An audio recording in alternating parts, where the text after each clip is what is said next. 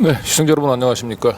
세상을 바꾸는 시민 언론 민들레 그리고 뉴탐사가 함께하는 이슈톡 시간입니다. 오늘 아주 특별한 손님을 모셨습니다. 우리 민들레 그 창간 때부터 우리 만평을 그리면서 민들레 자칫 굉장히 좀 주제가 무겁고 너무 진지한 그런 그 민들레 그 지면을 굉장히 그 날카로운 촌철 살인으로 많은 그 독자들의 사랑을 받고 있는 분이죠. 우리 박순찬 화백 나오셨습니다. 예, 안녕하세요. 박순찬입니다. 반갑습니다. 네. 그리고 오랜만에 2주 만에 얼굴 뵙나요? 우리 저 이명재 민들레 대표도 함께 자리하셨습니다. 네, 안녕하세요. 네. 우리 박화백은 이제 우리 방송하기 전에 호칭을 화백보다는 작가로 불러달라라고 이제 얘기를 하셨는데 그 화백이라고 하면 최소한 한 30-40년 정도 그 그림에서 이제 일정한 수련과 경지에 올라야만 그런 호칭을 얻을 수 있다고 본인은 굉장히 겸손하게 아직은 화백으로 불리는 게 부담스럽다고 했는데 이명재 대표나 뭐 제가 합의한 바에 따르면 박순찬 화백이 이제 지금은 이제 화백으로 불려도 겸손해하지 않아도 된다라고 하는 말씀을 먼저 드리고 싶어요. 다들 뭐 화백이라고 부르지 않습니까? 예, 제가 뭐 그 말씀드린 거는 우리나라에 너무 그 호칭 인플레가 심해서 너무 그 무분별하게 남발되는 경향이 있지 않나 호칭이.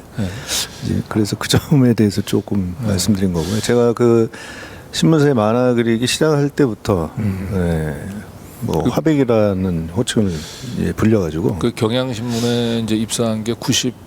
95년이죠. 예. 그래서 제 3년 이제 되면 경향신문 이제 후배인데 그때 거긴 처음 그 들어와서 그 이렇게 그림을 그렸을 때는 우리가 기성 그 저기 신문 그 이 화백들하고는 조금 비교해 보면 왠지 좀 낯설고 조금 어설퍼 보이기도 하고 그랬어요. 이제 죄송한 얘기긴 하지만은 그리고 이력을 보니까 뭐 연세대에서 그 이렇게 그냥 아마추어 습작 뭐 하던 뭐 사람이라는 얘기를 듣고 아니 저렇게 이제 저런 사람한테 이렇게 그 신문사의 그 만평 굉장히 큰 얼굴인데 특히 이제 그 전에는 또 경향신문이 재벌신문 했을 때 그 경향신문을 또 대표하던 만평이 또 김상택 만평이 있었잖아요. 제가 입사했을 때도 활동하고 계셨고 그랬죠. 아 입사했을 때도 있었군요. 그럼요. 예. 그리고 한참 뭐 몇 년 같이 있었습니다. 맞아요. 그 후에 이제 중앙일보로 이제 이직을 하셨죠. 네. 그런데 뭐 금세 제 기우였을까요? 그냥 뭐 우리 박순찬 그 화백이 그 경향신문을 대표하는 이 만평 장도리죠. 예, 장도리로 자리를 잡고 그 이 독자들로부터 굉장히 큰 호응을 받는데 그렇게 긴 시간이 걸리지 않았던 것 같고요. 그게 95년이니까 벌써 몇 년입니까? 27년이 됐네요. 그러니까 그 27년 동안 쭉 그 만평으로서 한 길을 쭉 걸어오신 거 아닙니까? 예, 뭐 계속 뭐 만화만 그려왔죠. 그러니까 이제 그 정도 되면 우리가 뭐 화백으로 불려도 손색이 없을 것 같아요. 네, 만장일치로 합의를 하죠. 네, 만장일치로. 네. 자, 오늘 이제 순서는 우리 박순찬 그 화백이 민들레 창간 할 때부터 계속 그 만평을 선을 보여왔는데 박화백의 이제 만평을 통해서 윤석열의 그 지난 18개월을 한번 좀 되돌아 보려고 합니다. 저는 뭐 기사나 뭐 칼럼 이런 것들을 이제 많이 써보긴 했습니다만 기사나 칼럼에 비해서 그 이 만평이 주는 또 다른 이 독자에게 주는 그 카타르시스가 좀 있는 것 같아요. 그 우리 이제 박화백은 어떻게 보십니까? 이 물론 이제 기사나 칼럼하고 이렇게 만평하고 비교했을 때 그 서로 장르가 다르긴 합니다만은 그 만평만이 갖는 매력이라고 할까? 일단 그 우리가 그동안 전통적으로 뉴스를 접할 수 있는 방식이 기본적으로 신문이었죠. 근데 신문은 이제 텍스트고 그것이 가장 효율적이고 빠른 전달 방식이죠. 근데 이제 원래 그 사람의 어떤 여러 가지 뭐 벌어지는 일들을 텍스트만으로 전달할 수는 없는 거 아니겠습니까? 시각적인 요소도 있는 거고 또 여러 가지 다른 그런 발생하는 현상들을 전달하는 데 있어서는 다양한 방식이 필요한 건데 요즘은 이제 그래서 멀티미디어로 다 전달이 되고 있고 영상을 통해서 많이 사람들이 뉴스를 접하고 있습니다. 그 만화도 역시 이제 영상의 일종인데 이제 정지된 영상이고 만화만의 뉴스를 접하는 방식으로서 의미가 있지 않나 이런 생각을 하고요. 간결하게 압축을 시켜가지고 빠르게 전달할 수 있는 그런 기능도 하고 있다고 봅니다. 근데 이제 안타깝게도 지금 좀 우리 신문 그동안 이제 신문 하게 되면 이제 각사를 대표하는 이제 만평들이 이제 그 신문사의 어쨌든 얼굴과 같은 역할도 하긴 했는데 시간이 지날수록 이제 그 각사에서 지금 이제 이 만평을 그리시는 분들이 이제 하나둘씩 회사를 이제 그만두고 지금 밖으로 나오시는 것 같아요. 그래서 거의 지금 이제 만평이 없는 이제 신문들도 이제 좀 많아지는 것 같고. 저는 이렇게 봅니다. 지금 신문 자체가 어떤 독자들의 요구를 좀 많이 벗어나고 있지 않나. 그러니까 이제 독자들이 그렇게 중요하지 않는 게 아닌가 이런 생각이 들어요. 왜냐하면은 일단 종이신문 자체가 사람들이 이제 별로 그렇게 효용 가치가 많이 떨어지고 있고 메시지 전달의 어떤 방식으로서 지금 시대에 맞지 않게 되고 주로 이제 인터넷을 통해서 보는데 그 어떤 과거에는 독자들을 유치하기 위해서 뭐 굉장히 그 신문 간의 경쟁도 심하지 않았었습니까? 그리고 이제 그 콘텐츠 면에서도 뭐 소설을 연재한다든가 여러 가지 다양한 독자들에게 즐거움을 줄 수 있는 그런 요소들도 많이 넣어서 그런 경쟁이 있었는데 점차 그런 경쟁이 없어지는 이유가 일단 신문을 잘 접하지 않고 그리고 점점 어떤 그 이제 재벌에 의존하는 수익을 재벌에 의존하는 방식으로 가면서 그렇게 이제 독자의 요구에 독자가 요구하는 여러 가지 콘텐츠들을 만드는 데 있어서 별로 그렇게 중요성을 느끼지 않게 되는 거 아닌가 뭐 이런 생각이 들더라고요. 네, 우리 이명재 대표 입장에서는 우리 민들레에서 우리 박순창 화백의 만평이 그 차지하는 역할이라고 할까요? 네. 텍스트 위주로 이렇게 꽉 차 있잖아요. 우리 민들레 사이트가. 네, 거기에 또 하나의 좀 뭐랄까 어떤 좀 외적인 공간이고 또 그 상당히 어떤 그 정신적인 긴장을 좀 해소해주는. 근데 그 해소가 그냥 아주 이렇게 늘어지게 느슨하게 불어주는 것이 아니라 그 속에 한국 사회 현실을 하나의 압축된 장면 속에 집약해주고. 그래서 뭔가 어떤 상당한 긴장이 동반돼. 그러니까 이건 이제 기분 좋은 긴장이죠. 그래서 그 긴장, 일정한 긴장감 속에 한국 사회의 어떤 그 바로 그날의 그 순간을 아주 간결하게 촌철살인적인 그런 만화 그림과 또 제목까지 또 제목이 아주 일품이잖아요. 그렇죠. 그래서 그 같은 그림과 또 적정한 텍스트의 결합 그걸 통해서 우리 민들레의 지면에 상당한 그런 액센트를 주고 있다. 매우 저희로서는 감사합니다. 지금 이제 일주일에 지금 몇 회 정도 연재를 하고 있나요? 지금 만평을? 두 번씩이죠. 일주일에 2회. 그러면 지금까지 그러죠. 1년 한 이제 50 저희가 이제 참관 52주가 지났죠. 60주라고 본다면은 한 120회 정도라고 봐야 되겠죠. 120회가 넘는 만평을 이제 우리 민들레하고 함께 하셨군요. 자, 그럼 이제 본격적으로 그 120회 가량의 그 만평 중에서 그 우리 오늘 그 민들레 이슈톡 시청자들하고 이제 그 공유하고 싶은 이제 오늘 만평들을 이제 몇 개 선택을 해왔는데요. 우선 첫 번째 만평 같이 보도록 하겠습니다. 네, 이게 이제 가장 최근 소식인 것 같아요. 제목을 조선 제일쇼라고 얘기했고요. 윤석열의 이제 징계 취소 소송 그 항소심 결과가 그 1심을 뒤집고 윤석열의 이제 승소로 막이 내렸죠. 이 만평은 뭐 이 내막을 잘 아시는 분들은 금방 뭐 직관적으로 그 느낌이 좀 와 닿을 것 같긴 합니다.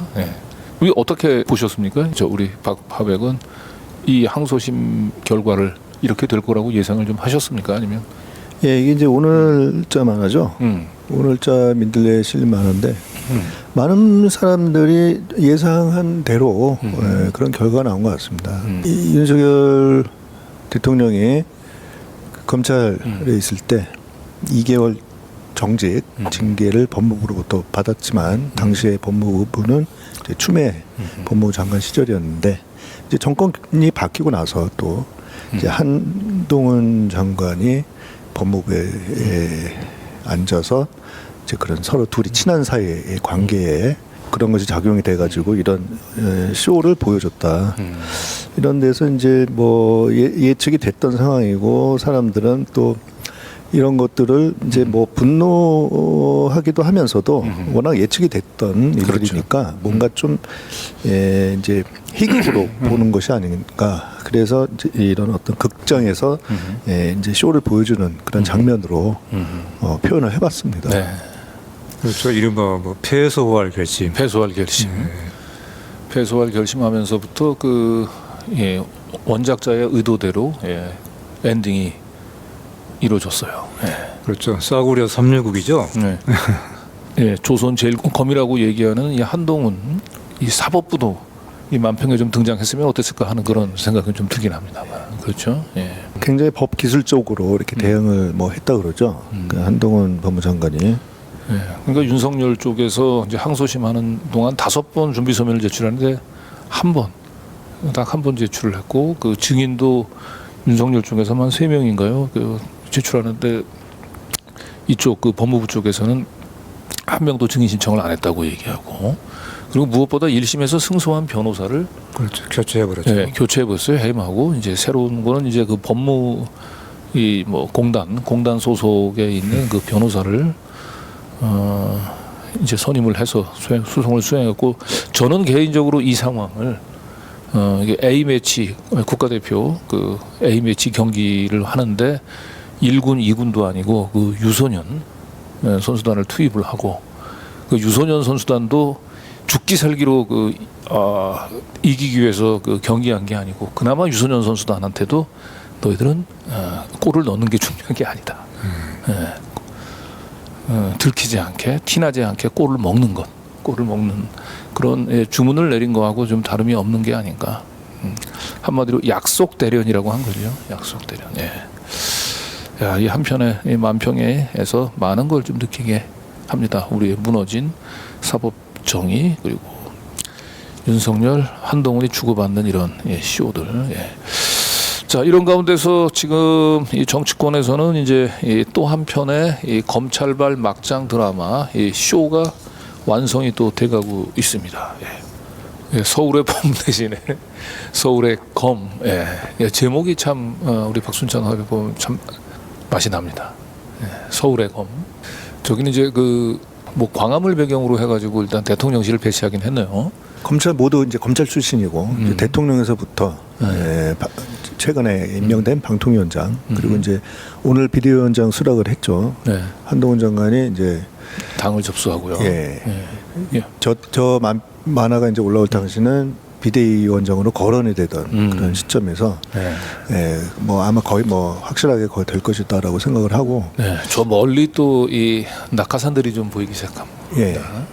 이미 또 뭐 다른 검찰 출신들이 여러 뭐 낙하산 강남 지역이라든가 이런 쪽으로 정치인으로 투입되는 그런 장면입니다. 이걸 좀 어떻게 바라봐야 됩니까? 우리가 다른 건 모르겠는데 이 일찍이 그 검찰 출신 검사들이 뭐 여당이나 아니면 이제 일부 정부 그 요직을 차지한 경우는 있었지만 이렇게 이 당정청을 전부 다 이렇게 그 검사 출신들로 장악한 사상 유례가 없는 일이죠. 사상 유례가 없는 일이죠. 예. 그래서 이건 말 그대로 아직까지도 저는 윤석열의 검찰 쿠데타가 지금도 계속 진행되고 있는 게 아닌가. 대통령에 당선된 과정은 이제 검찰 쿠데타의 이제 한 단계에 불과했던 것이고 검찰 권력, 대통령 권력을 손에 놓고도 완벽한 이제 이 검찰 공화국을 만들기 위한 쿠데타가 계속해서 이어지고 있는 게 아닌가 싶습니다. 그런 것 같아요. 이 서울의 검이라고 할 때 검이 이제 두 가지 의미가 있는 것 같아요. 검찰할 때 검이기도 하고 칼 검이기도 하고 이 그림이 남아 있는 것처럼. 네. 근데 검찰 독재, 검찰의 요직의 독점이 지금도 도대체 어디까지 아직도 끝이 아니다 하는 것을 특히 이번에 이제 김홍일 방통위원장의 임명인 강행을 통해서도 보였지만은 네. 어느 정도 또 예고가 됐지만은 이제 한동훈 씨의 여당의 비대위장의 그 인사 이걸로도 지금 완성돼 가고 있는데 이걸 한편에서는 검찰 권력, 검찰 독재의 강화라고 하는 면도 있는 것 같고요. 또 반면에 검찰 권력, 또 특히 검찰 중에서도 자기하고 아주 그 수족처럼 불릴 수 있는 측근 검찰 세력들 아니고는 이 권력의 유지가 힘든 상황으로 가고 있는 것을 보여주는 증표이다. 이런 그런 이면의 어떤 측면이 있지 않은가 싶어요. 네. 예. 그러니까 사실은 이제 윤석열이 법무장관을 자신의 가장 최측근인 이 한동훈을 그 앉혔을 때만 해도 정말 경악스럽긴 했는데 지금 생각해 보면 한동훈 법무장관 정도는 사실은 이 윤석열 정권의 이 막장 인사의 그냥 예고편에 불과했던 것 같고 이 방통위원장에까지 검찰을 앉힌다고 얘기하는 건 도대체 저도 뭐 김홍일 이 검사를 제가 모르는 바는 아니고 저도 서울중앙지검 출입할 때는 이제 강력부 검사였거든요. 예, 뭐 이게 서울법대 출신들이 득식을 한 가운데서 여기 충남대 나오신 분이고 그렇죠. 굉장히 사람이 뭔가 좀 뚝심이 있고 또 나름대로 강직한 이 검사의 이미지를 가지고 있었는데 어느 순간 보니까 그 조직에 휩쓸리다 보니까 다 똑같은 이 검사의 마인드가 배어 있고 이제는 이렇게 칼을 차고 지금 이제 언론 장악의 이제 최선봉장에 쓰게 됐네요. 예, 좀 안타까운 일입니다. 예, 뭐 한 가지 또 좀 말씀드리고 싶은 거는 보통 그 만화를 그릴 때 또 뭐 다른 만화가들도 마찬가지고 검찰을 그릴 때는 이제 항상 칼을 차고 있는 걸로 많이들 그립니다. 원래 검찰의 한자가 칼 검자는 아니잖아요. 네, 그렇죠. 검사할 검이죠. 검사하고 네. 관찰하고 예, 그렇게 이제 여러 가지 그 사안들을 면밀하게 조사를 해가지고 어떤 죄를 밝혀낸다는 얘기인데 이게 이제 공교롭게 검찰의 그 검자와 또 칼 검자가 이제 한글로 발음할 때는 같다 보니까 그리고 어떤 그 보여주는 행태들이 그런 어떤 칼을 휘두르는 정근대적인 그런 어떤 단죄 방식을 아직도 갖고 있기 때문에 그런 칼을 차고 있는 모습들로 많이 그림이 그려지는데 사실 뭐 아마 그 검사들이 지금 정치 검사들이 저런 어떤 그 정근대적인 칼을 휘두르는 모습들을 보이고 있어서 그렇지 아마 또 많은 검사들은 묵묵히 어떤 그 자기 일의 그 일을 묵묵히 수행하는 그런 검사들도 저는 많다고 보거든요. 네. 뭐 언론도 마찬가지로 그 언론 직분에 충실하지 않는 그런 그 언론인들이 문제고 또 충실하게 이제 그 사명을 그렇죠. 임무를 충실히 수행하는 언론인들도 많지 않습니까? 네. 항상 그런 정치 검찰들이 문제인 것 같습니다. 네. 어쨌든 저기 우리 윤 입장에서는 그 쥐약 먹은 놈들이 그 장악하고 있는 그 이제 국힘당까지 자신이 가장 존경하는 이제 검사들 보내서 이렇게 장악을 했죠. 근데 뭐 윤석열 입장에서는 글쎄 뭐 국민의힘 쪽이 쥐약 먹은 지난번에 그 근원 목소리에서 그렇게 표현했잖아요. 쥐약 먹은 놈들이라고 얘기를 했는데 이렇게 그 가장 그 국힘당의 가장 큰 문제가 사실은 그 대통령실과 그 당의 그 수직적 이 당정 관계가 가장 문제가 됐었는데 이걸 윤석열 대통령의 가장 최측근 2인자를 갖다가 당의 최고 책임자로 하면 이 수직적인 그 당정 관계가 더 공고화되는 거 아닙니까? 그렇죠. 그야말로 상명하복이죠. 상명하복 일사불란. 네. 자, 근데 이 검찰 공화국이 여기서 끝나지 않고 이제는 재벌들까지 일종의 이제 그 관치 경제, 검치 경제가 되겠네. 관치를 넘어서 이 한 장에 한 평. 병풍 스타일. 병풍 스타일, 강남 스타일이 아니고 네. 병풍 스타일이네. 모방. 맨 왼쪽이 SK 최태원 회장이네요. 그 옆이 이재용 회장이고 LG 구광모 회장, 그다음에 이 정의선 현대 자 회장 같죠. 요 만평은 이제 어디서 이제 찍은 사진을 가지고 패러디를 네. 모티브를 가지고 오신? 엑스포 유치 실패 후에 어떤 그 부산 시민들의 어떤 그 실망감을 어떻게 좀 그 민심을 수습하겠다는 취지로 부산에 급히 이제 내려간 걸로 이제 보여지는데 그때 그 이제 떡볶이를 먹으면서 부산 시장에 국제 시장에 가가지고 떡볶이를 먹으면서 재벌들을 대부분 다 재벌 3세들이죠. 지금은. 그렇죠. 그 재벌 3세들을 병풍 삼아서 떡볶이 먹는 거를 이제 연출을 했었던 사진이죠. 그 사진들이 굉장히 그 많은 네티즌들이 좀 어이없이 관심 있게 봤었죠. 네, 저 떡볶이가 또 이렇게 기호 2번으로 딱 이렇게 또 상징을 해놓으셨네요. 예. 네,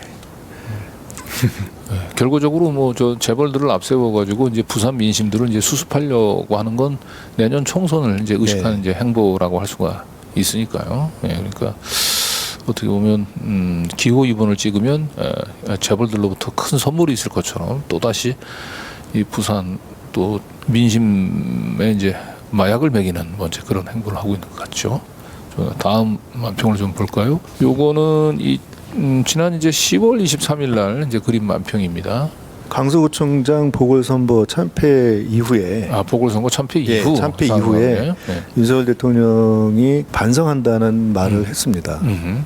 그때 당시에 뭐 국민은 늘 무조건 옳고 어떤 비판도 받아들이고 우리는 이제 쇄신하고 소통하고 민생을 많이 생각하겠다.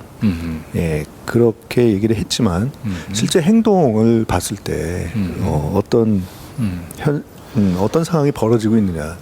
그 그림에 이제 그 그늘에 가려진 그런 일들이 사실 벌어지고 있는 상황이었다는 얘기죠. 그렇군요. 당시에 이제 KBS 사장으로 그 이동관 당시 방통위원장 후배인 박민문화일보 출신을 이제 사장으로 낙하산으로 내려앉히려고 하고 있고. 저건데 뭐 이제 서울대 정치학과 후배 하는 것 같고요.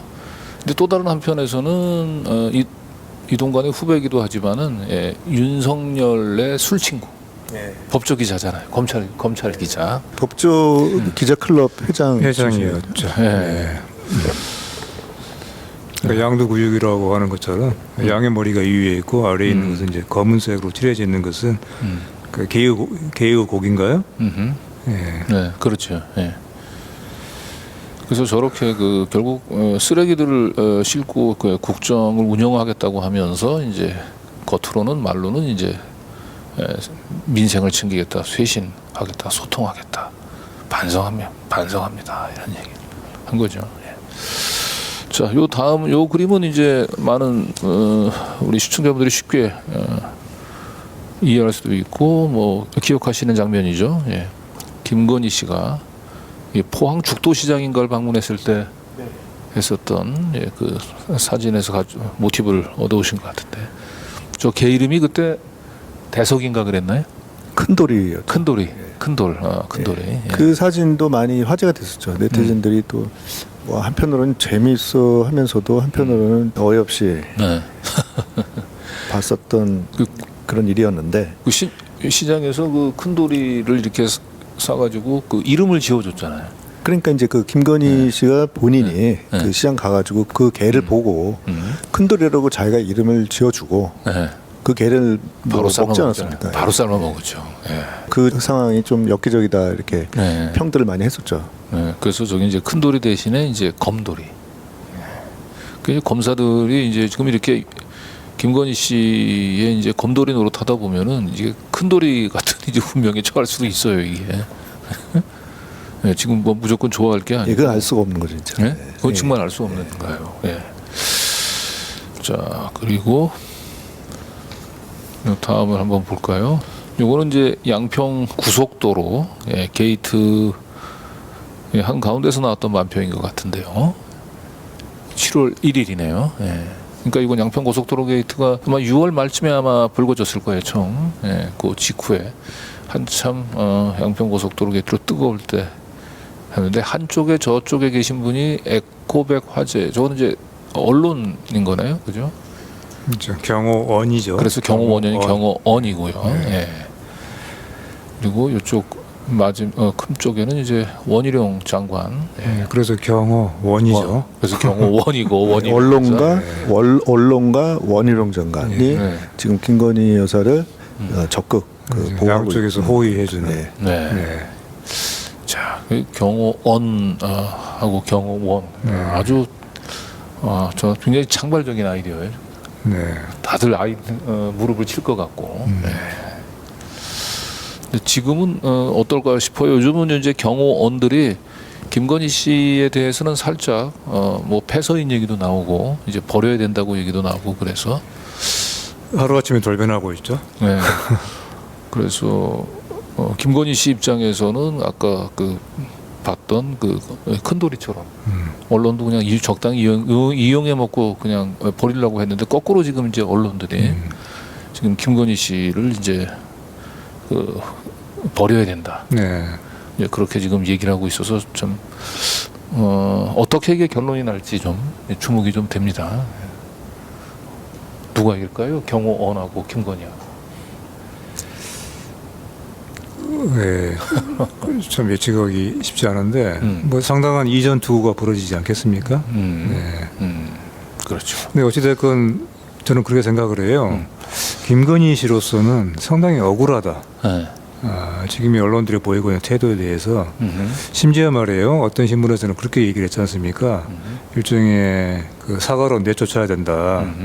이건 일종의 옛날 치면은 그 폐비와 같은 왕비의 폐위와 같은 그런 얘기를 하고 있는 거잖아요. 그렇죠. 지금까지 언론과 김건희 씨가 얼마나 잘 지내왔습니까?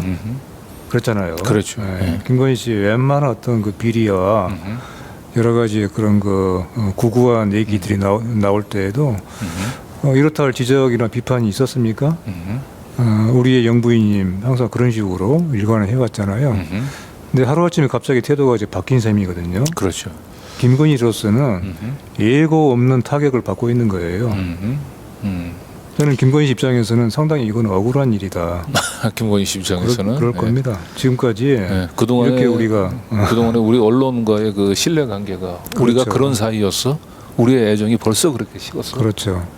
역시 이제 그런 점에서도 한국의 언론다운 모습이다. 이것이 상황이 불리해지면은 언제든지 어제의 동지, 어제의 마님, 어제의 우리의 영부인님도 하루아침에 내팽개칠 수 있다. 네. 이런 걸 여실히 보여주고 있는 거죠. 근데 중요한 거는 사실은 이제 김건희의 패소인을 지금 윤석열 대통령한테 주문하고 부탁을 하는 건데 이 둘 사이의 관계를 우리가 생각한다면은 결국은 그 패소인 결정도 김건희 씨가 하지 않겠습니까? 스스로. 윤석열은 항상 김건희 씨가 얘기하잖아요. 7시간 녹취록에서도 보면 그 어린아이 취급하거든요. 물가에 내놓은 어린아이 취급하고 해외 방문에서도 일어서야 되는지 앉아야 되는지도 김건희 씨 눈치를 봐야 살펴야 되고 그리고 검찰총장부터 대통령까지 다 김건희 씨가 수발을 들어서 다 만드는 자리란 말이죠. 그래서 사실은 윤석열 입장에서는 그냥 국정은 우리 김건희 씨한테 맡겨놓고 자기는 마음 편하게 그냥 술만 먹으면 되는데요. 이날 갑자기 김건희 씨를 이제 떠나 보내고 나면은 과연 누굴 의지해서 국정을 운영하겠습니까? 저는 그래서 사실은 이게 주종 관계가 서로 바뀌었거든요. 많은 언론들이 착각하고 오해하는 것이 김건희 씨가 그 윤석열 검사의 그 권력을 등에 업고 호가호위한 것처럼 이렇게 생각을 하는데 김건희 씨가 생각하고 있는 인적인 이 네트워크나 권력이 어마어마합니다. 네. 윤석열은 그 김건희 왕국을 지키는 그 수석 일벌로 간택이 된 거예요, 불가에. 네. 네. 김건희 씨가 여왕벌이고, 우리 윤석열 대통령은 사실 수석 일벌이거든요. 네. 그래서 이제 일벌한테 지금 여왕벌을 버리라고 주문하는 거나 다름이 없는데 쉽게 이 경호원들의 주문들이 먹히지 않을 겁니다. 그리고 아마도 김건희 씨 로부터 좀 살을 받지 않을까 싶어요. 김건희 씨 물러나라고 했던 기자들을 조심하셔야 됩니다. 자, 요 다음은 이제 우리 민주당 이재명 대표의 그 체포동의안 처리 과정에서 있었던 이게 9월 21일 날 만평입니다. 그러니까 이재명 대표 체포동의안이 아마 가결되고 난 직후의 상황 같은데 9월 20일. 이 만화는 이제 이재명 대표가 이제 단식을 계속 이어가는 중에 단식 이어가는 예, 중에. 예. 단식 중에. 단식을 하다가 이제 악화가 돼가지고 네. 상태가 너무 악화가 돼서 병원에 이송이 됐을 때 네. 이송된 후에 구속영장이 청구가 됐었습니다. 네. 그때 이제 그래서 이제 어떤 나오는 얘기들이 이렇게 상태가 악화가 돼가지고 병원에 이송된 상황에서 구속영장 청구되는 것이 좀 너무한 거 아니냐 그런 얘기가 나왔을 때 한동훈 장관이 그때 어떤 발언이 있었습니다. 수사받던 피의자가 단식해서 자해한다고 해가지고 사법 시스템이 정지되는 선례가 만들어지면 안 된다. 그러면 앞으로 잡범들도 이렇게 할 거다. 이런 식으로 발언해서 또 오히려 더 좀 사람들 화나게 한 적이 있었죠. 그래서 이제 그런 사건을 가지고 이제 나온 만화인데 이제 그 비꼬는 많이 보여주는 깐죽대는 그런 모습을 그린 거죠. 그 단식해서 지금 병원에 이송된 사람한테. 그러니까 법치주의에 대한 비판과 풍자잖아요. 제목이 그렇죠. 이제 우리식 법치주의다. 윤석열 정권식의 법치주의다. 지금 나오고 있는 것이 이제 맨 왼쪽부터 블랙리스트가 암시하는 것처럼 저기 이상민 장관인가요? 아니죠, 윤천이죠. 네, 윤천이 막 장관 이제 장관. 지명되고 나서 아마 그때인 것 같아요. 네. 그리고 국외 구태타는 신원식 국방부 장관. 국방부 장관. 네. 그리고 뭐 당연히 이제 가운데 있는 것은 이동관이고요. 이동관의 그 불법적인 언론 파괴 행위, 공직자 윤리법 파괴 이거는 누구이죠? 이 그 인물은? 이균용 그때 대법원 후보자. 예. 아 대법원 그렇죠. 후보죠. 예. 이균영 예, 후보자이죠. 그러니까 이것이 원가 불법과 탈법의 총 집결이었잖아요. 네. 이것이 지금 현재 한국 사회가 한국 권력이 보이고 있는 법치주의의 적나라한 모습이라는 것이죠. 네. 네. 그런데 이 불법과 탈법을 정당화 하는 것이 역설적이게도 법이란 말이죠. 법의 이름으로 법을 짓밟는 거죠. 법의 이름으로 법을 짓밟는. 그게 이제 우리식 법치주의. 네. 법을 통한 지배가 아니고 법을 이용한 지배. 이게 이제 우리식 법치주의. 그렇습니다. 여기 맨 앞에 있는 그 한모 씨, 법무부 장관 한모 씨가 아주 깔끔한 양복 차림이 이제 뒤에 있는 뭐 러닝 차림에 티셔츠 차림에 그 옷깃을 풀어헤친 모습에 이런 것 노골적인 모습까지 대비되잖아요. 네. 이것이 지금 그 한모 씨가 보이고 있는 매우 단정하고 말쑥해 보이는 옷차림이 가지고 있는 어떤 위선적인 그런 모습인 것 같아요. 네네. 상당히 그런 점을 좀 풍자하고 있는 것이 아닌가 싶어요. 우리 박순찬 화백께서. 네. 근데 저 한동훈의 안경, 한동훈의 패션도 잘 봐야 됩니다. 저기에 김건희 씨의 그림자가 보일 수가 있어요. 네. 이제 저희가 좀 더 탐사 취재를 하고 있는데 네. 지켜보시고, 자 다음 이건 이제 만평이 아니고 우리 민들레 좀 전에 우리가 이제 법치주의 얘기를 해서 마침 이번 주에 있었죠. 조국 교수의 그 아들의 그 온라인 시험에서의 그 업무 방해 혐의로 이제 기소가 됐고 아들이 지금 미국의 어느 대학에 재학 중인데 조지 워싱턴 대학, 조지 워싱턴 이었죠. 그래서 바로 이제 문제 시험에 온라인 시험이죠. 그러니까 원격 시험. 시험에 그 담당 교수였던 맥도날드 교수이죠. 그러니까 그 당시 이제 온라인 시험 볼 때 이제 조국 교수가 조금 도와줬다. 그렇죠. 이제 이 이유로 이제 기소가 된 건데. 그래서 이 법원에 이제 맥도날드 교수가 자기 의견 입장을 보내왔지 않습니까? 네네. 근데 여기 요지는 그겁니다. 이것이 어떻게 기소가 될 사안이냐라고. 이것을 부정행위를 하더라도 이것은 매우 경미한 사안이기 때문에 이것은 어떤 자기는 형사적인 처벌은커녕 학교에서의 어떤 징계를 줄 사안도 아니다. 오히려 자기로서는 추가 에세이를 작성할 기회를 줬을 정도의 그런 사안이라고 보는 것이죠. 이 증언이 중요한 것은 업무방해의 피해자로 지목이 된 유일한 사람이 바로 이 맥도날드 교수이거든요. 그러지 않습니까? 그러네요. 예. 담당 교수가 피해를 받기 때문에 업무 방해가 적용이 된 것이고. 맥도날드 그런데 교수가 출제했던 시험에서 그렇죠. 일어났던. 예. 근데 피해자로 지목이 된 사람이 정작 자기 자신은 피해를 본 게 없다. 피해를 봤다 하더라도 그것은 너무나 경미해서 형사상의 처벌이라고 하는 것은 이건 여기 나와 있죠. 이건 도저히 상상도 못하는 안 믿기는 일이다라고 지금 한 것이죠. 뭐 저런 식으로 하면은 이제 아이들 뭐 수행 평가나 이런 것들 그렇죠. 가져왔을 때 집에서 도와주는 거 이거 항상 머리가 쭈뼛쭈뼛 것 같아요. 언젠가 나도 검찰에 털리면은 예. 그러니까 이것이 이제 한국식의 법치주의가 지금 적용되고 있는 현실이죠. 하나의. 네. 그러니까 뭐 학교에서 사실 뭐 예를 들어서 뭐 그 시험을 보는 도중에 살짝 컨닝했다든지 이런 거는 그냥 학교에 백벌양배서 그냥 그 징계에 맡기면 되는 거지. 그걸 학교 담벼락을 넘어가지고 여기에 검사가 칼을 들고 설칠 일은 그렇습니다. 아니지 않습니까? 이런 거. 선도와 처벌은 다른 거잖아요. 그리고 선도라고 하더라도 우리 맥도날드 교수가 얘기한 것처럼 저것은 이렇게 얘기를 하고 있죠. so 마이너하다. 너무나 경미하다라고 했죠. 그래서 학교 외부의 처벌은 생각할 수도 없는 정도라고. 네. 학문적 부정행위로 따지면 사실은 김건희 씨 그 대학 그건 뭐 말을 아예 박사학위 없는 일이죠. 논문. 네. 그리고 최근에 이번에 그 줄리 의혹 재판에 있어서는 본인이 숙명여대 대학원을 다녔는데 그 자기가 야간에 등록을 해놓고 지금까지 자기가 야간 대학원을 다닌 걸 몰랐다고 그러더라고요.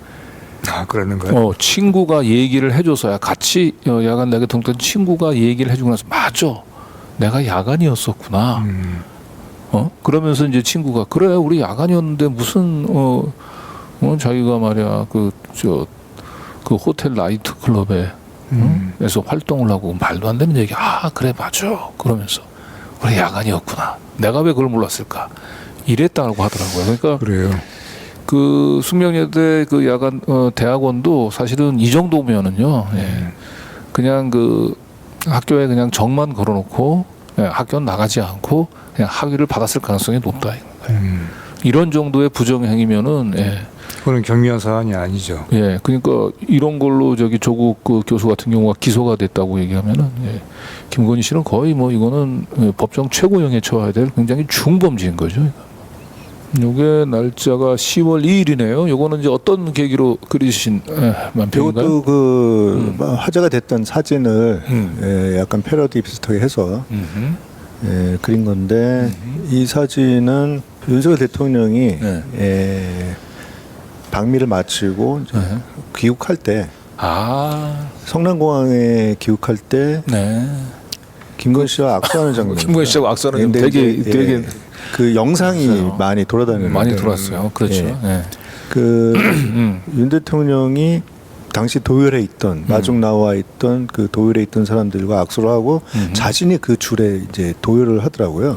그러면서 김건희 여사가 오는 상황에서 이제 악수를 하는 마치 자신이 이제 김건희 여사를 마중하는 그런 모습을 연출을 해서 굉장히 좀 황당하게 사람들이 봤고 당시 그 추미애 전 법무장관은 대통령부터 여당 대표까지 멀쩡한 사람이 안 보인다는 그런 평을 낸 적도 있었습니다.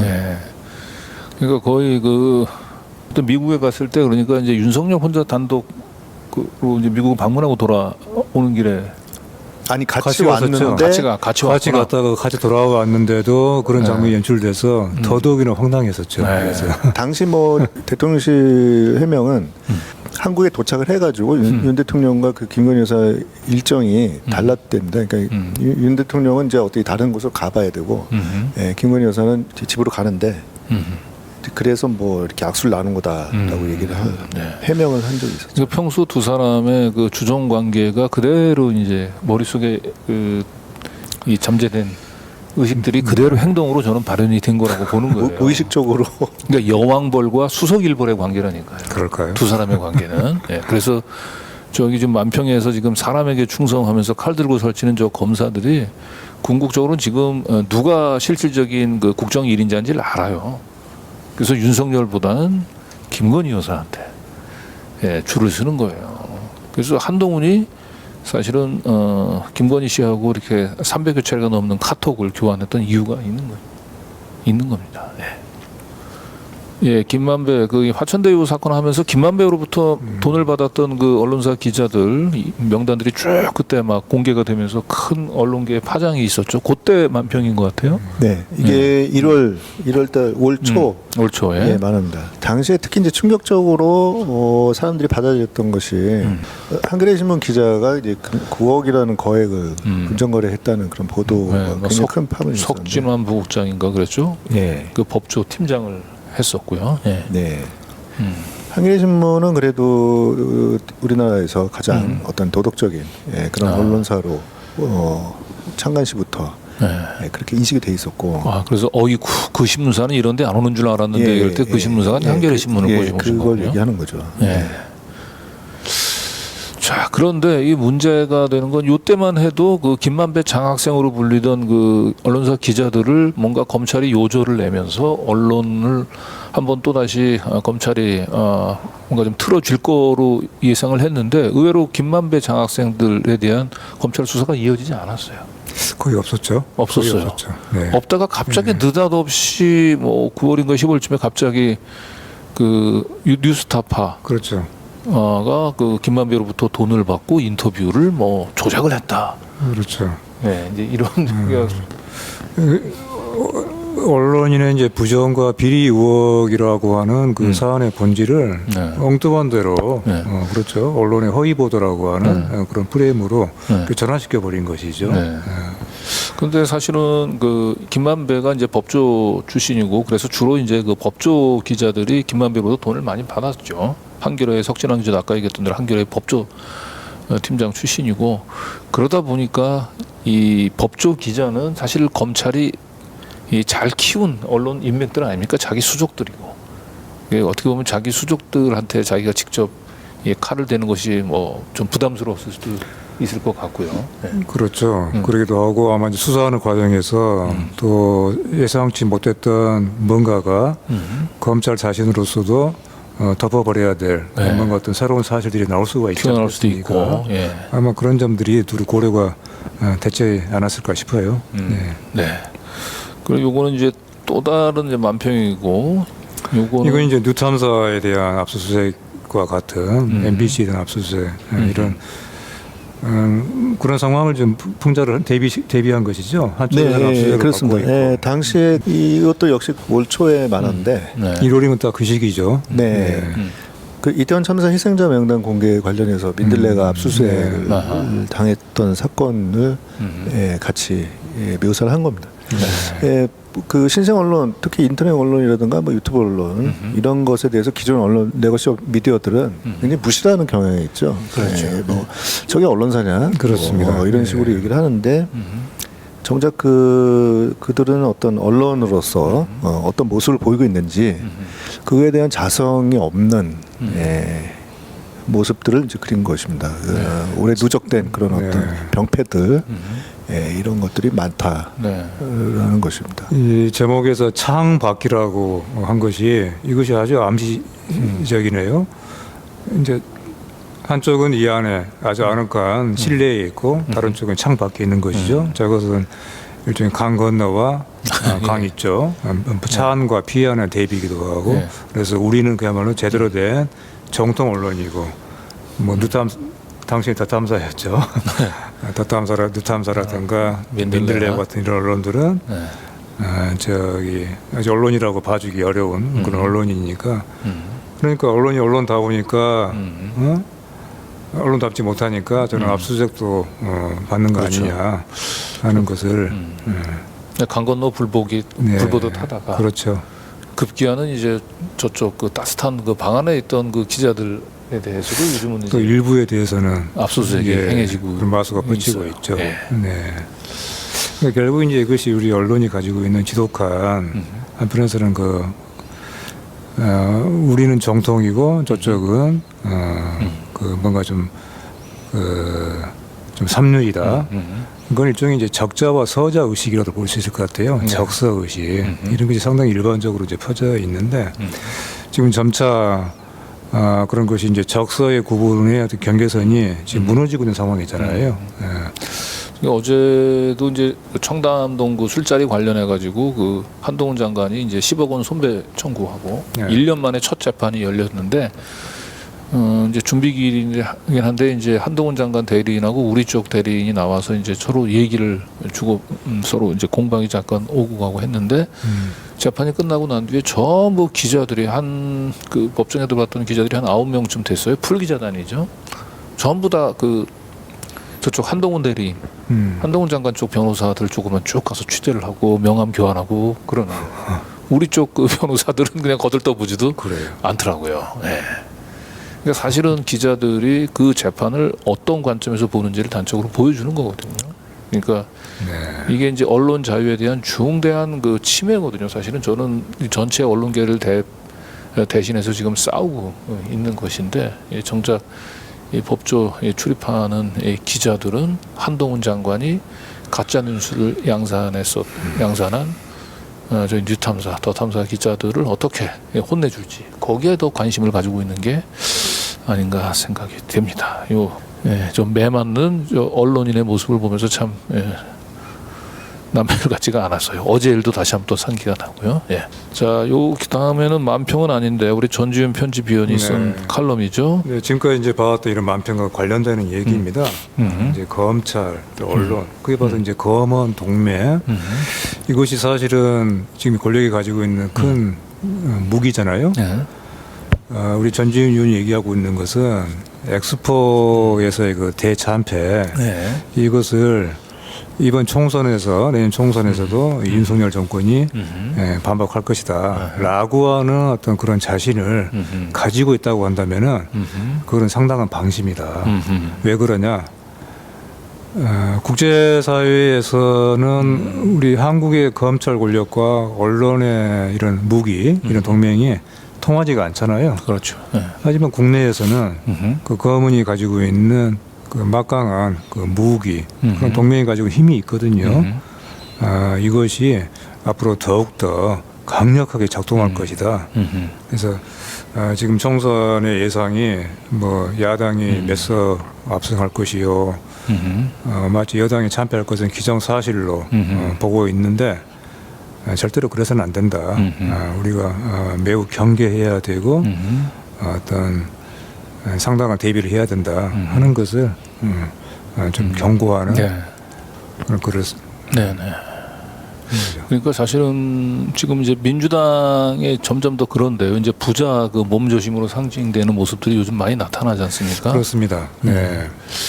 그래서 사실 뭐 어제 그 뭐 한동훈이 이제 비대위원장 얘기가 나오면서 기자들 앞에서 국힘당의 가장 큰 문제점을 지나치게 그 계산을 해서 몸을 웅크리는 이제 그런 걸 국힘당의 약점이라고 했는데 그거는 제가 볼 때는 거꾸로 민주당의 지금 현재의 모습이고 국힘당은 악착같이 억지를 써서라도 말도 안 되는 일들에 달려붙잖아요. 필사적이죠. 예, 그때는 다 한 몸이 돼가지고 달려붙는데.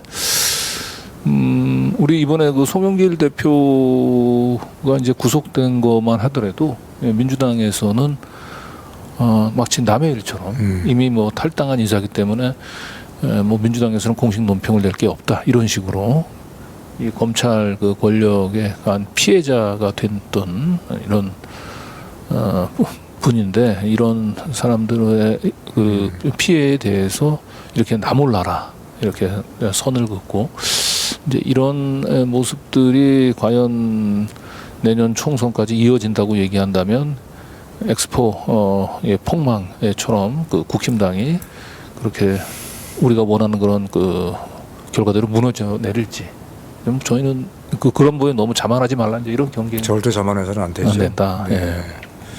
바로 그런 얘기를 지금 다음에 이어지는 우리 김민일 교수 칼럼에서 얘기를 하고 있는 건데요. 좀 전에 우리가 방심해서는 안 된다라고 했지 않습니까? 여기서 항상 우리가 이제 양쪽의 극단적인 두 가지 태도를 경계를 해야 돼요.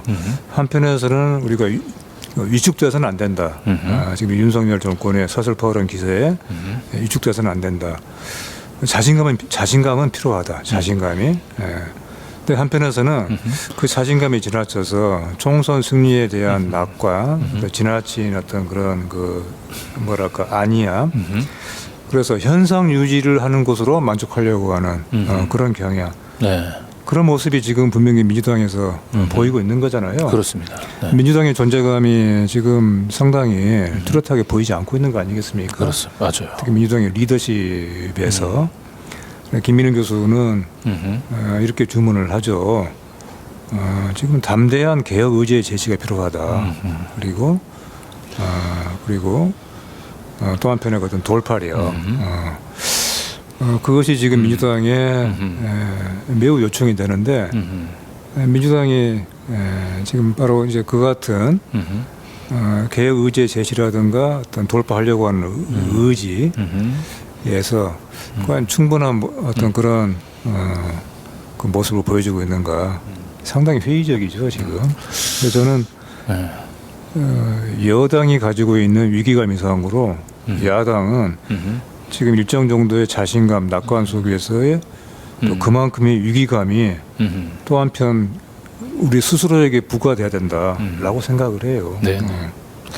그러니까 이게 아까는 제가 패소할 결심을 이제 그 축구 국가대표 A매치 경기에 비유했는데 이게 지금 권투 경기에 비유하자면은 지금 민주당의 그 생각은 지금 한 총 12라운드 경기에서 지금 한 8라운드 정도 이제 한 4라운드 정도가 남았는데 8라운드까지는 본인이 점수에서 워낙 상대방이 이제 그 뻘짓을 많이 해가지고 점수를 많이 따놓은 상태예요. 그래서 남은 4라운드를 뭐 그냥 무리하지 않고 적당히 점수 관리만 하면서 아웃복싱 하면서 12회까지만 무사히 그냥 가면은 자기네가 승리할 수 있다. 이런 생각으로 지금 경기에 임하는 게 아닌가. 이미 상대방, 특히 강서구청장 보궐선거 때 상대방이 그렇게 상태에 몰렸을 때 더 무섭게 몰아붙이면서 또 총선 이후에 민주당이 어떻게 이제는 180석 과거에 180석을 얻고도 하지 못했던 개혁을 이번에 우리한테 다시 한번 그런 기회를 준다면 어떤 식의 그 청사진 미래 청사진을 가지고 이끌어 나갈지 그런 개혁 아젠다, 개혁 의제들로 보이면서 또 갔어야 되는데 그런 모습들이 안 보인다는 거죠. 그렇죠. 계속 윤석열의 실책의 반사 이익만 노리고 점수 관리에만 신경 쓰는. 예. 자, 이제 다시 한번 또 논평으로 넘어가 보도록 하겠습니다. 자, 요 만평은 많이 이제 눈에 익숙한 만평인데, 요거는 이제 어떤 계기로? 그 윤석열 정부가 외교 방식이 이제 미국 미국이 주도하는 것에 끌려가는 미국 위주의 그런 외교를 계속 이제 해오고 있었던 와중에. 당시 이제 그 싱하이밍 중국 대사가 그 당시에 그 이재명 민주당 대표를 만찬 회동하면서 어떤 발언을 한 게 이제 파문이 일었었죠. 그때 이제 중국 패배에 베팅하는 사람들은 나중에 반드시 후회한다. 이런 식으로 발언을 한 것이 이제 크게 보도가 되면서 파문이 일었었습니다. 그것을 그 사건을 이제 다룬 만한데. 그때 당시 또 그 윤석열 대통령은 그거에 이제 즉각 반발을 하면서 그 싱하이밍 대사가 저기 무슨 원세계냐 위안 스케일 같은 모습을 보이고 있다 그런 얘기를 했었죠. 우리 내정에 간섭하지 마라. 오히려 거꾸로 이제 야당이 그 대중 구려 외교를 보인다 뭐 이런 중화 식으로 사대주의에 빠졌다고 비판을 했었습니다. 국민의힘 측에서. 근데 이제 그 근본 원인, 그 중국 대사가 그런 발언을 하게 된 근본 원인이 뭐냐? 그것은 윤석열 정권이 그 외교 방식이 너무 노골적으로 외교라는 게 어떤 줄타기라든가 여러 가지 전략적인 이런 방식을 통해야 되는데 그런 전략 전술이 전혀 없이 그냥 노골적으로 미국 치중하는 미국에 추종하는 모습들을 보이면서 그런 적대적인 관계를 중국과의 적대적인 관계를 그러니까. 그렇게 끌려가는 게 아니냐. 그러니까 요즘 왜 KBS 드라마 그 고려 이제 거란족들 이제 그 모티브로 한 이제 드라마가 이제 엄청난 인기인 것 같아요, 그죠? 그죠? 예. 근데 거기서 보면 이제 강감찬 장군도 나오지만 서희가 이제 그 강동 그 육주를 얻어낸 것은 결국 거란족의 침략을 받았을 때 거란이 결국은 궁극적으로 원하는 것은 이제 송나라에 대한 견제지 않습니까? 그래서 고란족이 그에게 찾아가서 뭔가 강동의 육주를 주면은 이제 본인이 고려가 뭔가 그 거란족의 근심의 대상인 이 중국의 그 중원에 있는 국가들을 대상으로 해서 우리가 견제 역할을 해줄 테니까 우리를 믿고 우리에게 강동육주를 할양을 해줘라. 그러면 우리가 거란족과 동맹을 맺겠다. 이런 식으로 해서 외려 그때 이 거란족이 들어와가지고 그 개경을 거의 내줄 뻔한 위기를 그런 식으로 반전을 시켜서 싸우지 않고 외려 거꾸로 강동육주를 얻어낸 정말 이건 전 세계에서 유를 찾아보기 힘든 외교의 성공사인데 이런 데서 지금 이 교훈을 얻는 게 아니고 우리는 무조건 뒤에서 이제 또 만평이 나오겠지만 대미 대일 외교를 이제 찬송가 부르듯이 외기만 하면 마치 우리에게 축복이 내질 것처럼 이런 생각을 하고 있는 것 같아요. 요 다음에도 계속 그 윤석열의 그 대미 대일 외교, 그 구력 외교를 꼬집는 만평인 것 같은데요. 이건 많은 우리 시청자분들이 무릎을 칠 것 같아요. 윤석열쇠. 일본 측에서 봤을 때는 윤석열차가 아니라 윤석열쇠로 여겨지지 않겠는가. 굉장히 그 고마운 존재이고 실제로 또 그 일본의 정치권에서도 인기가 좋다고 얘기를 들었지만 당시에 그 윤석열 정부가 보여주는 모습들이 뭐 강제동원 피해 배상안에 관련해서도 이미 법적으로도 대법원 판결이 났었던 사안을 뒤집는 그런 모습을 보이고 WTO 제소를 또 취하한다든가 하는 그런 대일 외교의 모습을 봤을 때 일본으로서는 굉장히 고마운 존재일 것이다. 일본 정부 특히 기시다 총리 입장에서는 참 이보다 더 좋은 한국 대통령은 없을 것 같아요. 윤석열. 그렇죠. 일본의 오랜 수고를 불어주는 만능의 열쇠 역할을 했죠. 만능의 열쇠 역할을 다. 근데 정작 지금 윤석열 씨가 그렇게 아주 지극정성으로 형님으로 대접해줬다. 지금 기시다 총리 정부가 지금 위기에 처해 있잖아요. 네네. 그렇죠. 낙마 지금 이제 붕괴될 위기에 처해 있죠. 네.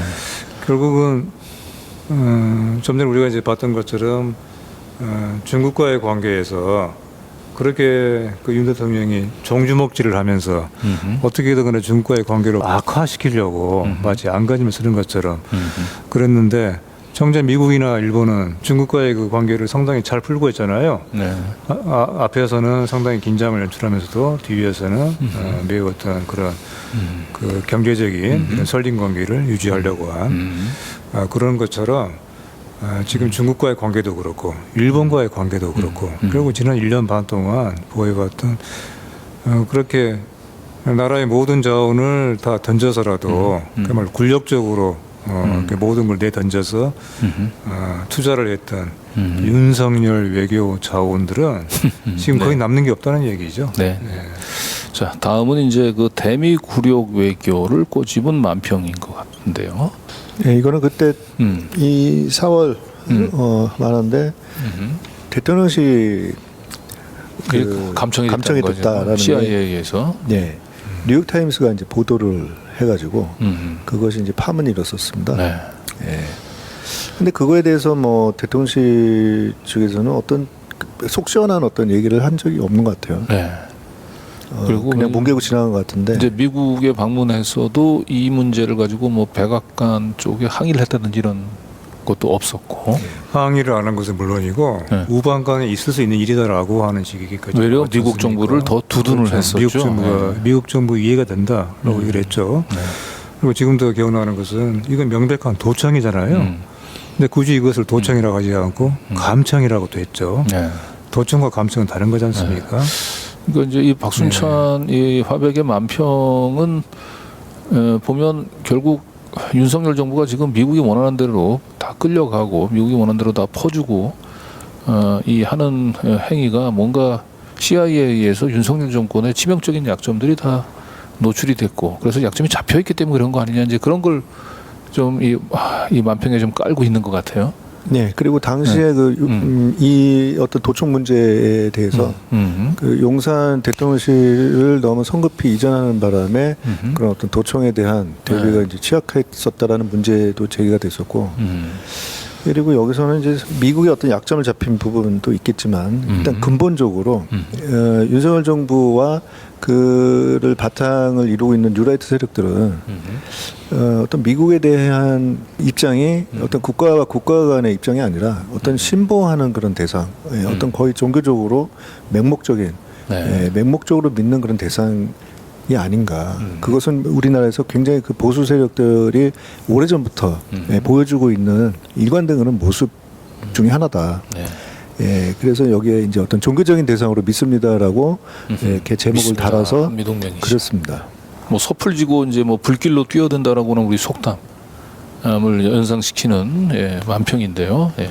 네. 예, 이것도 그 비슷한 시기 4월달 많은데 이거는 이제 그 우크라이나 전쟁에 거기에 대해서 그 무기 지원 가능성을 대통령이 공개적으로 언급을 했었던 그런 뉴스에 대한 만화입니다. 예. 네. 그래서 원래 그 한국 정부는 대외적으로 군사 지원 불가능의 입장이 있었는데 예, 그걸 뒤집고 언급을 한 거죠. 예. 근데 대통령 말 한마디가 굉장히 큰 무게가 있는 건데 그렇게 이제 뭐 쉽게 무기 지원할 수 있다 이렇게 이제 발언을 한 것이 너무 가벼운 행위였고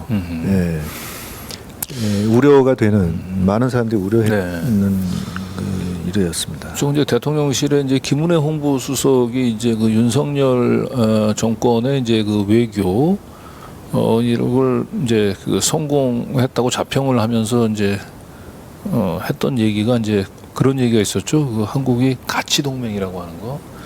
가치 동맹을 위해서 쭉 그 윤석열 정권이 매진해온 결과 어느 순간 그 가치 동맹에 한국이 맨 앞줄에 서게 됐다.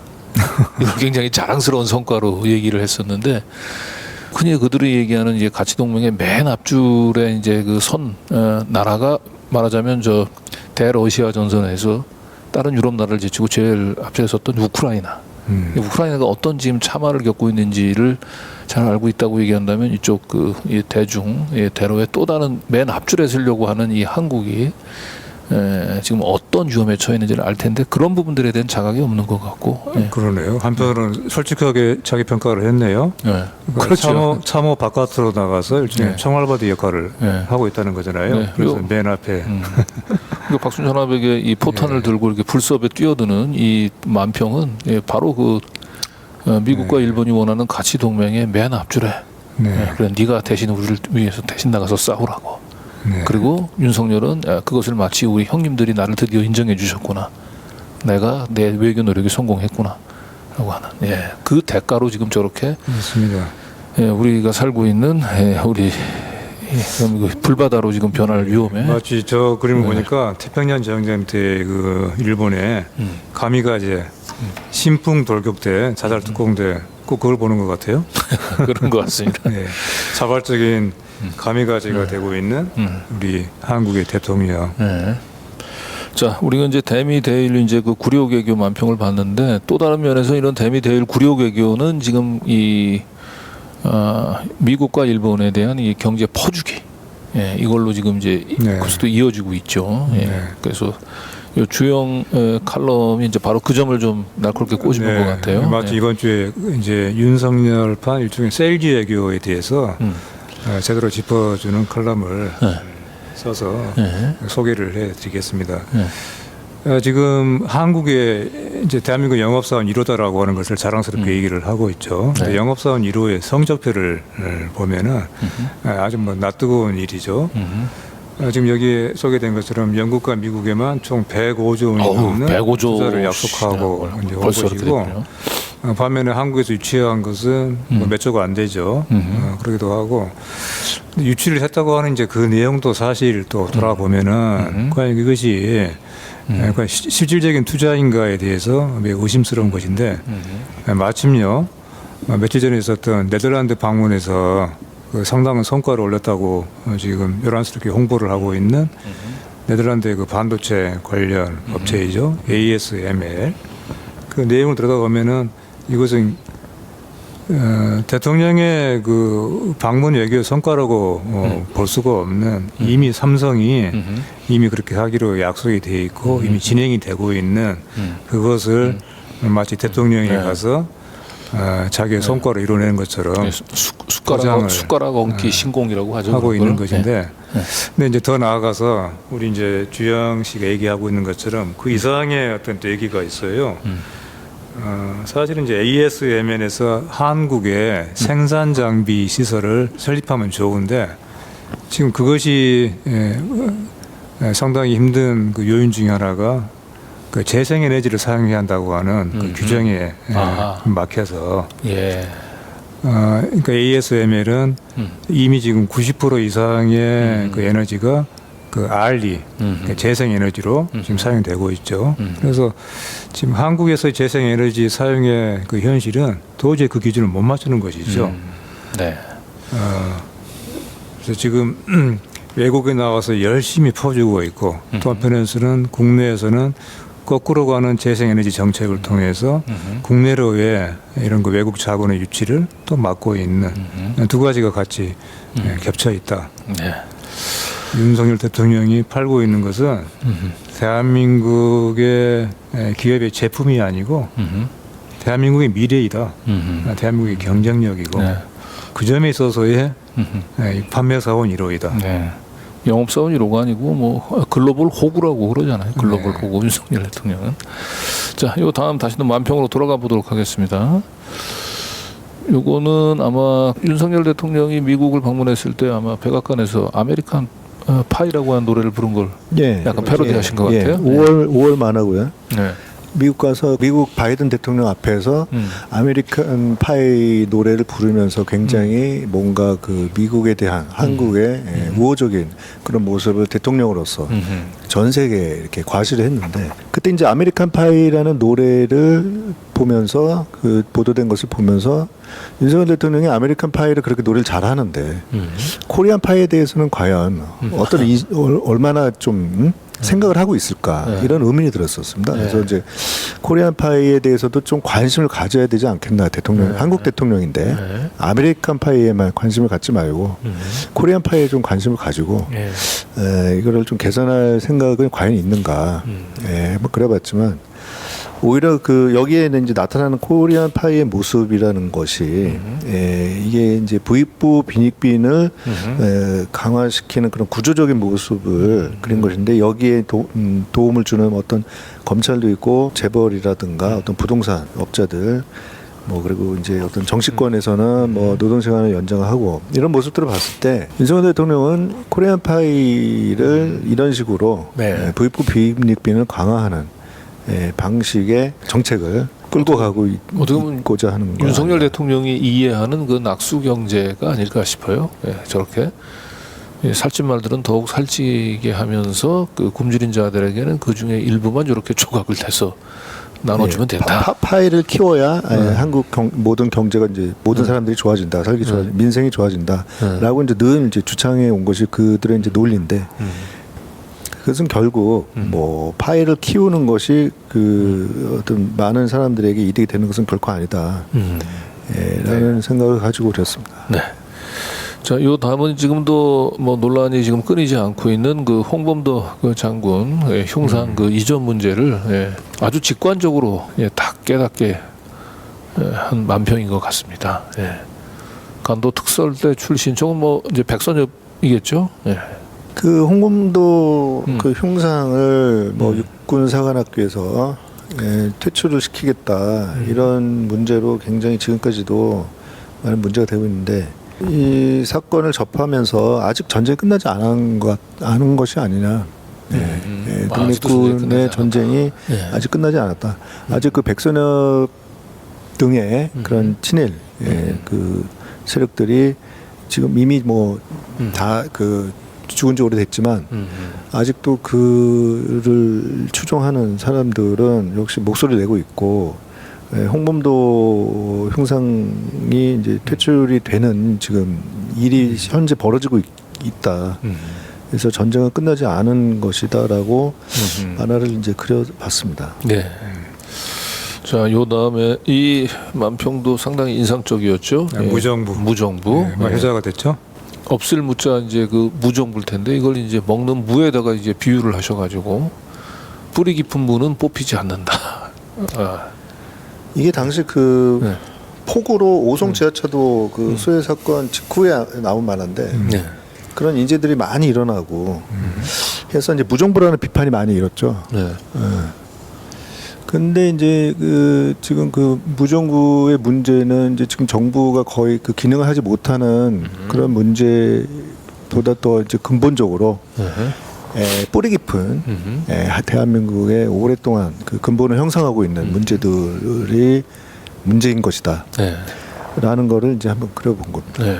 그러니까 윤석열 정권은 이제 윤석열 개인의 문제가 아니고 저렇게 그 뿌리 깊은 그 기득권 그 카르텔에서 사실 어떻게 보면 윤석열은 그 마름 역할을 할 수도 있는 거죠. 예. 그래서 우리가 뿌리 뽑아야 될 건 단순한 윤석열 탄핵의 문제가 아니고 윤석열을 마름으로 내세운 거대한 이 기득권 카르텔, 동맹. 이 동맹들을 우리가 해체해야 되는 게 우리의 수건 과제가 아닌가 이제 그런 생각을 해보게 됩니다. 이거는 뭐 영화에서 차용을 하신 건가요? 이거는? 잼버리죠. 아, 이건 잼버리 사태. 예.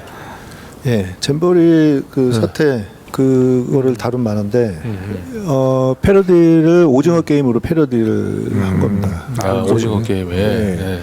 마치 그 외국에서 많은 그 청소년들을 초청을 해가지고 잼버리 행사를 열었는데 예, 그들이 무사히 행사를 마치고 돌아가는 게 아니고 거의 뭐 서바이벌 게임 같은 오징어 게임 같은 그런 혹독하고 열악한 상황에서 이렇게 고생만 하다가 이제 중간 뭐 몇몇 국가에서는 중도에 그 철수시키고 하는 상황으로까지 몰리게 됐었는데 네. 잼버리가 아니라 오징어 게임 행사를 한 것과 같은 모습이었다라는 것을 그린 겁니다. 네. 지금 여기 지금 만평에 보이는 이제 무책임 무대책 장관 중에 아직까지도 지금 장관직에 앉아 있는 사람들이 꽤 되죠. 이상민 행자부 장관, 그다음에 김현숙 여성부 장관. 네. 네. 그렇습니다. 자, 네, 이거는 전우원 씨 같죠? 예, 전두환의 이제 손자인 우리 전우원 씨의 폭로로 벌어진 그 전두환의 이제 비자금 문제를 이제 폭로했던 것 같은데. 전원 씨가 SNS 통해 가지고 많이 네. 여러 가지 폭로들을 해서 네. 굉장히 그 많은 관심을 불러일으켰었는데 뭐 연희동 자택에 스크린 골프장이 있는 사진까지도 올리고 네. 그리고 비밀 금고도. 비밀 금고가 있다. 뭐 또 작은 전재만은 뭐 와인 제조업체 운영하면서 거기다 검은 돈을 잔뜩 숨겨놨다. 네. 등등 굉장히 그 시원하게 폭로를 해서 네. 그 주목을 받았었는데 이것을 뭐 그것에 대해서 또 이순자 씨가 뭐 이제 손자를 뭐 혼내고 뭐 이런 뭐 문자도 많이 그랬었어요. 공개되고 있었죠. 아, 그래서 손자 해지. 예.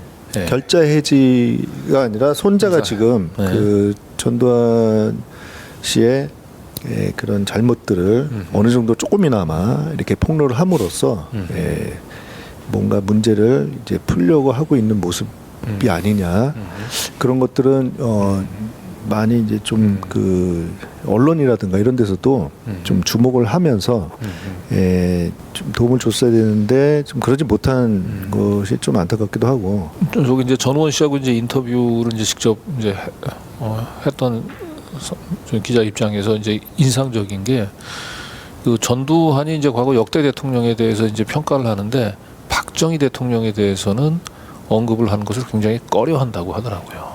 그러니까 전우원 씨 느낌에는 뭔가 박정희 대통령에 대해서는 본인이 거론을 하기가 좀 꺼려지는 뭔가가 좀 자기가 잘못한 뭔가가 좀 있는 것 같다라고 얘기를 하고 서울의 봄에 그 나오는 김재규 그분에 대해서는 김재규에 대해서는 바보 같은 놈이라고 얘기를 했다고 해요. 그래서 사실은 저 전두환의 그 천문학적인 좀 비자금의 출처를 우리는 전두환이 사실은 이제 그 대통령이 되고 난 뒤에 재벌들로부터 이제 받은 거로 생각을 하는데 제 느낌에는 그 전우원 씨가 또 저한테 전해온 그 메시지는 뭔가 박정희 비자금을 전두환이 그대로 쿠데타에 성공하면서 가로챈 게 아닌가. 그래서 박정희한테는 좀 미안한 감도 좀 있고 그리고 김재규하고는 뭔가 그래서 박정희 체제에 대해서 뭔가 거사를 같이 박정희 이 체제가 이대로 되면 안 된다라고 하는 생각들은 공유하곤 했지만 김재규처럼 그렇게 일을 벌여서는 안 된다. 나는 체계적으로 이 정권을 탈취했다라고 하는 그런 차원에서 김재규는 바보 같은 놈이다. 이렇게 이제 평가를 했던 게 아닌가 이제 그런 생각도 얼핏 좀 들어보는데 그리고 또 더 무서운 좀 호러 무비 같은 얘기는 이 전우원 씨가 갑자기 건강하던 할아버지가 어느 순간서부터 굉장히 이 무기력증에 빠지기 시작을 했는데 그게 자기는 그 할머니 같다.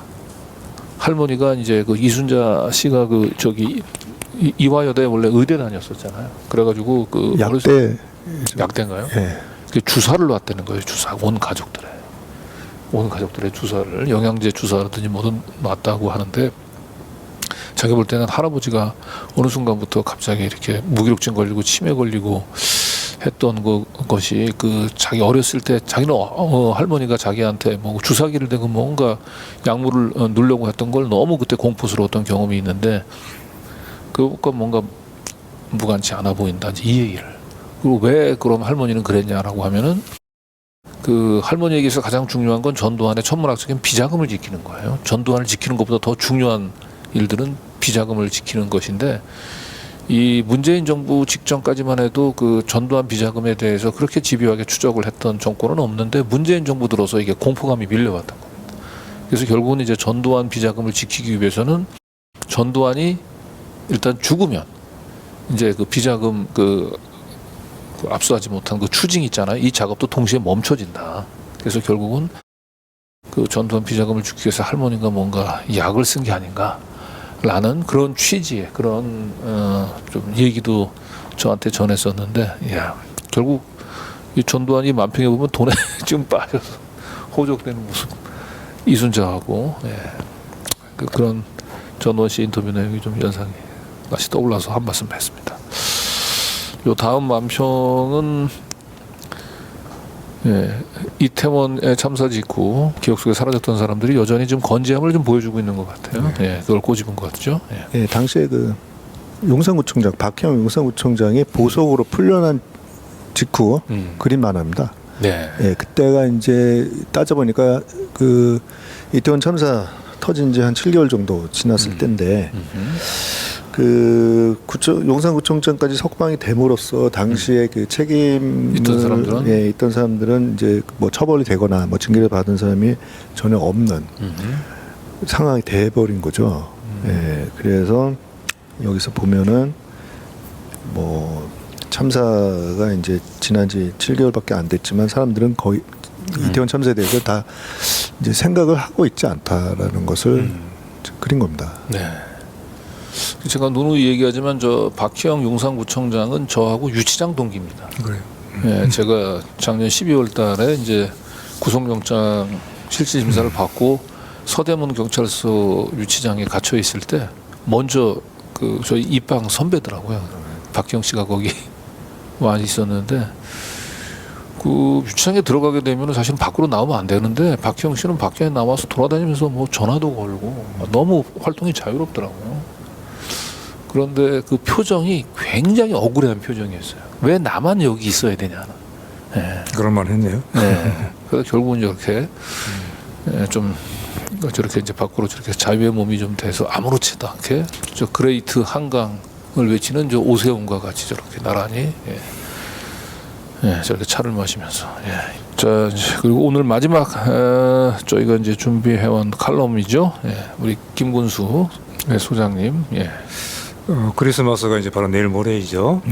그래서 우리 크리스마스 메시지들이 이제 많이 나오고 있는데 왜 이 메시지 이렇게 공허하냐 하는 그런 말씀입니다. 이제 두 가지인데요. 정벽의 크리스마스 메시지 속에는 한국 사회의 지금 이 현실이 담겨 있지 않다는 거예요. 우리 대한민국 현실에 대한 고민이 없다는 것입니다. 그러니까 공허한 것이죠. 또 하나는 그 같은 메시지를 전하는 이제 메신저이죠. 그런 메시지를 얘기하는 사람들의 그 메시지와 그 삶이 너무나 거리가 있다. 너무나 괴리가 크다. 이제 그런 점에서 또 하나 이제 공허하다는 얘기인데 지금 이게 이제 우리 한국의 종교가 지금 놓여 있는 우리 사람들에게 지금 보여주고 있는 현실 같아요. 그러니까 크리스마스가 캐롤이 넘치고 뭔가 지금 밤에는 반짝반짝 그 트리가 빛나는데 참 이것이 지금 한국 사회의 지금 그 척박한 현실을 생각을 할 때 그 불빛이 화려할수록 정말 이거 너무나 좀 그 현란한 만큼 또 한편 또 참 공허하잖아요. 예, 그런 어떤 우리 한국의 종교계가 한국 사회에서 어떤 빛과 소금이 되지 못하고 있는 소금이기는커녕 한국 사회에 문제를 일으키는 하나의 그런 문제의 발원지가 되고 있는 그런 현실을 우리 김근두 소장께서 크리스마스를 앞두고 또 지적을 하셨네요. 네. 그러니까 우리 그 간디의 이제 그 묘에 가면은 그 나라를 멍들게 하는 이제 만국병 7가지가 있는데 사실은 이 정치, 경제, 사회, 교육들이 다 이제 망가지더라도 이제 그 종교가 이제 그 최후의 보루 역할을 해야 되는데 이 만국적 종교의 특징이 이제 희생 없는 종교라고 이제 간디는 그렇게 표현을 했죠. 그 지금 현재 우리의 종교 지도자들이라고 얘기하는 사람들이 보이는 모습들이 이제 그런 게 아닌가 싶습니다. 이런 윤석열 이 검찰 그 독재 정권이 모든 이 민생들 그리고 우리 한반도를 지금 전쟁 위험으로 빠뜨리는 가운데서 진정한 용기 있는 이 종교 지도자라고 얘기한다면 올 성탄절에 어떠한 메시지를 보내야 되는지를 다시 한번 되돌아보게 하는 칼럼이 아니었나 싶습니다. 그리고 그 니체가 그 짜라투스트란 이렇게 말했다라고 하는 거에서도 그 당시 니체가 살았던 시기에도 역시 종교에 굉장히 큰 타락에 본인은 엄청난 이제 그 좀 고통을 겪었던 것 같아요. 그래서 이 시대의 진정한 기독교인은 지금까지 인류 역사에 있어서 제대로 된 기독교인은 청년 예수 한 명뿐이다라고 하는 얘기를 니체가 했었는데 다시 한번 이번 이 성탄절에 그 예수님의 진정한 가르침이 뭔지를 한번 되돌아보는 그런 성탄절이 됐으면 합니다. 오늘 이렇게 이제 다 준비한 소식 마무리했는데 혹시 우리 박 수장님 모처럼 오셨는데 끝으로 시청자분들한테 뭔가 당부하고 싶은 말씀 있으면 부탁합니다. 뭐 민들레를 통해서 시청자분들 중에서 민들레를 통해서 또 만화를 봐주신 분들, 독자 여러분들께 앞으로도 이제 계속 좀 좋은 만화를 좀 제가 이제 보여드릴 생각을 하고 보여드리고 싶고 지금 올해 뭐 다 갔지만 그동안 이제 그 민들레나 이런 만화를 봐주신 분들께 이제 감사의 말씀드리고 싶고요.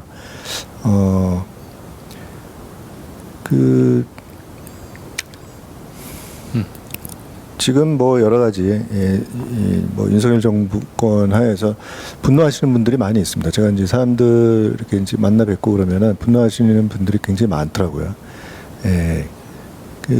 하지만 이제 뭐 이 어떤 그 정치적 상황이라든가 한국 사회의 어떤 여러 가지 그 많은 분야에 종사하시는 분들은 어쨌든 그 열심히 자기 이 맡은 그런 일이라든가 이제 역할을 하다 보면은 그 어떤 사회는 항상 어떤 기본적으로는 진보를 하는 것 같아요. 근데 어떤 거기에 어떤 걸림돌이라든가 가끔씩 이제 어떤 문제가 발생을 한다고 하더라도 근본적으로는 어떤 진보를 하고 있는 것 같은데 어떤 그런 희망을 가지고 이렇게 이제 지내시면 좋을 것 같아요. 그래서 이제 그런 새해는 이제 다음 내년은 좀 더 그래도 어떤 여러 가지 좋은 소식들이 좀 들리고면서 상황이 많이 좋아지지 않을까 뭐 이런 생각을 해봅니다. 네.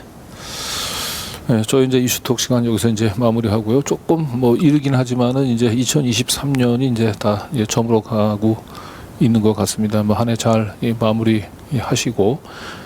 좀처럼 우리가 희망을 말하기 어려운 시기에 살고 있지만 희망은 주어지는 것이 아니고 우리가 스스로 만들어가는 것입니다. 지난 윤석열 18개월 동안에 우리 박순찬 화백 만평을 통해서 우리 사회의 문제점들을 아주 촌철살인으로 잘 드러내는 이런 만평들 보면서 우리가 윤석열 정권에서 어떻게 살아오는지를 되돌아보는 시간이었던 것 같은데 여기서 다시 한번 여러분들한테 부탁드리고 싶은 얘기는 희망은 우리가 함께 만들어내는 것이다 라고 하는 얘기를 말씀을 드리면서 오늘 이 시간 여기서 마무리하도록 하겠습니다. 두 분 수고하셨습니다. 네. 감사합니다. 고맙습니다.